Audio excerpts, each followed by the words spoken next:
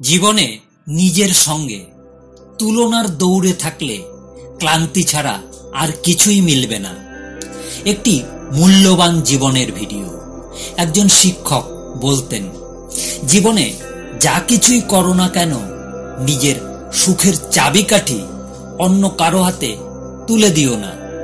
কখনোই কারো ওপর এত বেশি নির্ভরশীল হবে না যে তাদের সামান্য অবহেলাতেই তোমার মন খারাপ হয়ে যায় মানসিকভাবে। তোমার মন খারাপ, তাহলে গান শোনো, নিজের জন্য এক কাপ ধোয়া ওঠা কফি বানাও, বিকেলের মিষ্টি রোদে আপন মনে হাঁটো, কিংবা প্রিয় লেখকের বইগুলো পড়ো। আর যদি কোনো সৃজনশীলতা থাকে, তবে সেটাই হোক তোমার জীবনের সঙ্গী। অন্যকে ব্যঙ্গ করে স্ট্যাটাস দেওয়া, নিজের দুঃখ দুর্বলতা সবার সামনে প্রকাশ করা, এগুলো কোনো পরিণত মানসিকতার পরিচয় নয়।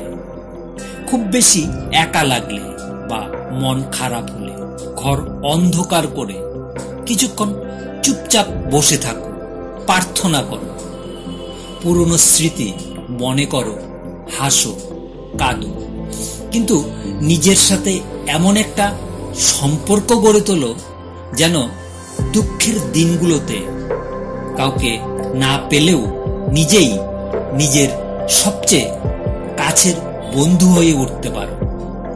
এর জন্য নিজের প্রতি নিজের ভালোবাসা, সম্মান আর নিজের স্বপ্নকে বড় করো। কারণ মানুষ সবসময় তোমার গুণের চেয়ে তোমার দোষগুলোতেই বেশি পছন্দ করবে। তবে তুমি যদি পারো, সেটাই যথেষ্ট। একা রেস্টুরেন্টে বসে খাওয়াটা স্বাভাবিক মনে করো, একা পার্কে সময় কাটানো যেন হাস্যকর না লাগে। নিজেকে আর্থিকভাবে স্বাধীন করো, যাতে মুড অফ থাকলেও নিজের জন্য এক টুকরো চকলেট কিনতে পারো।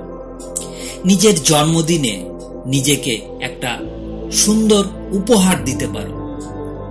সুবিধাবঞ্চিত শিশুদের নিয়ে জন্মদিনের আনন্দ ভাগাভাগি করো।